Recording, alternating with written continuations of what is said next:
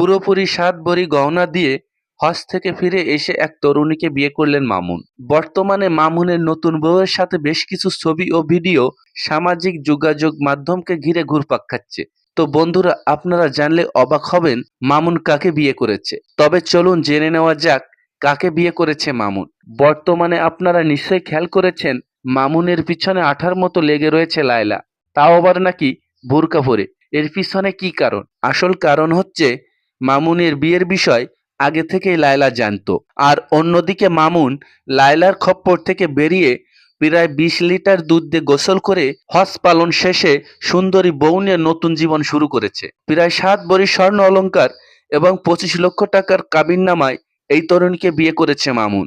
মামুনের একটাই মন্তব্য, টাকা ইনকাম করা আমার শেষ হয়ে গেছে। লায়লার প্রসঙ্গ বাদ, এখন আমি নতুন জীবন শুরু করেছি। হ্যাঁ বন্ধুরা, এরই মধ্যে নতুন গাড়িও কিনে ফেলেছেন মামুন। তো দর্শক, এবার মূল প্রসঙ্গে আসা যাক। কাকে বিয়ে করেছে মামুন? কোথায় পেল এই তরুণীকে? মূলত টিকটকের মাধ্যমে এই মেয়েটির সঙ্গে মামুনের পরিচয়। বিভিন্ন সূত্রে থেকে জানা যায় মেয়েটির নাম নাকি নীলা এবং মেয়েটি একটা সময় টিকটক করত। তবে মামুনের সঙ্গে সংসার করার জন্য সে নাকি সবকিছুই ছেড়ে দিতে রাজি। লায়লার সঙ্গে সম্পর্ক থাকাকালীন সময় থেকেই নাকি এই তরুণীর সঙ্গে মামুনের লিঙ্ক ছিল। যাতে লায়লা বুঝতে না পারে সেই কারণে মামুন একাধিক মেয়ের সঙ্গে ভালোবাসার নাটক করত।